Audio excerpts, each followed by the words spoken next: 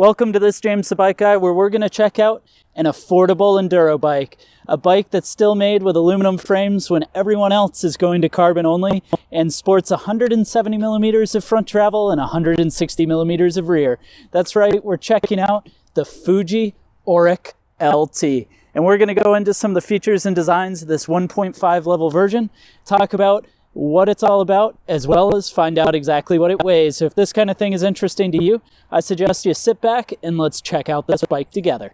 As mentioned in the beginning, most brands have been going to carbon only, and it's nice to see that Fuji is still making an enduro bike in an aluminum frame. You know, in a lot of cases, they've gone to all carbon bikes because typically enduro bikes have become mostly just dream bikes, with trail bikes and all mountain bikes getting so much more capable. The lower price points have really fallen into that category. However, it's really refreshing to see a coil sprung bike for under $4,000. And in fact, this one right now is quite a bit less than that.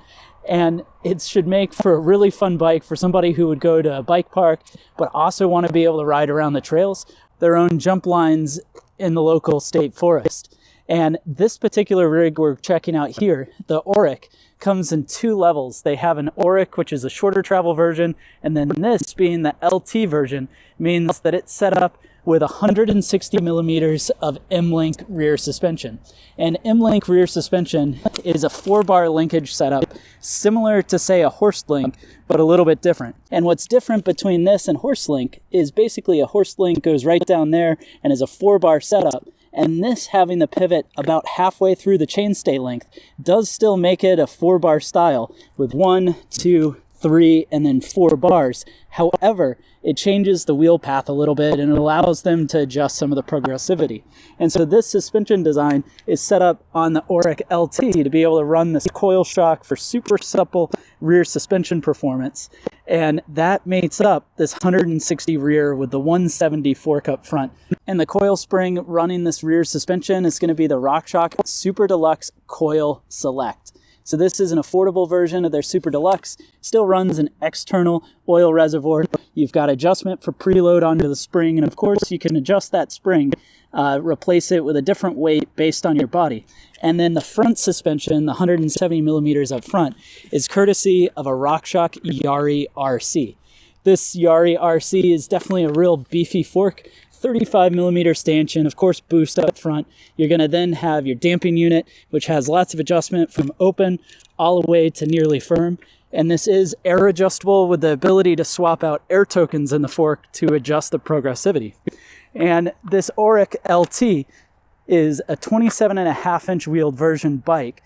They have their Raken, which is the 29-inch flavor as well. But the Auric uses their Fuji A6 SL super butted aluminum and has pretty progressive geometry. So looking at that, it's a 63.5 degree head tube angle.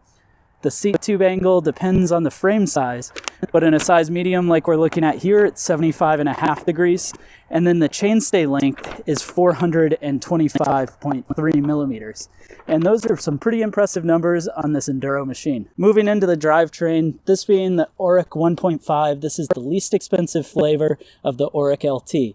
And it's going to be running a 1x11 drivetrain. So that means we've got a single ring up front, and then we're going to have 11 speeds out back, courtesy of the Shimano rear derailleur, which uses a clutch. So right now the clutch is turned off. You can see the chain bounces around. It could make some noise, but it does allow the wheel to come out real easy. If you flip that up, it's going to help with chain retention, keep everything much more snug and much quieter as you're going. Although this MLink chainstay, you can see, is covered in rubber to help keep things nice and quiet. And then you've got an 11 to 50 tooth rear Sunrace cassette that drives forward to a Deore crankset running through a threaded bottom bracket. And something I really like about this setup is straight from the factory, it's coming with an MRP guide and bash guard mounted up to ISCG 05 mounts. Slowing the bike down is going to be courtesy of some TRP hydraulic disc brakes. These have a reach adjustment, and then they operate 4-piston hydraulic calipers on the front and the rear with massive 203 millimeter rotors up front and 180s in the back. Checking out the cockpit of the bike, I love that they're running some name brand parts on this Fuji. So it starts off with a race face ride riser handlebar. This is an alloy 35 millimeter handlebar. It's 760 millimeters wide with 120 rise. And then the stem is also going to be a race face ride stem, where you then get to control the bike with these WTB lock-on grips, which means there's a clamp to help keep them tight on the handlebar. And then your saddle is going to be a WTB as well. This is the Volt saddle mounted up on a TranzX JD YSP 18 dropper post. And the nice thing about this dropper post is it's operated using this 1x style lever. So you press the lever and it's going to allow the seat post to raise up. And I'll go ahead and demonstrate that. You press the lever and the seat post is going to raise right up.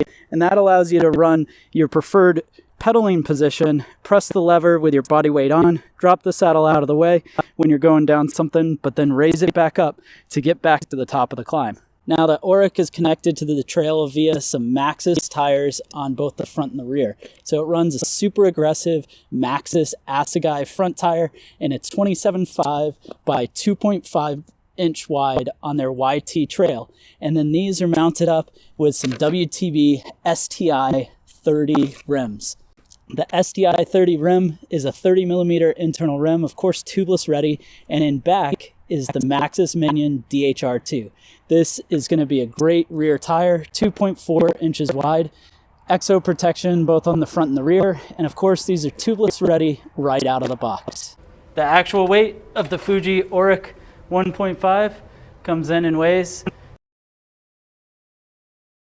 Thanks for watching this video on the Fuji Auric LT 1.5. Go ahead and let me know your thoughts down in the comment section below. While you're at it, be sure to hit that subscribe button and definitely browse the channel for other videos like this to check out as well.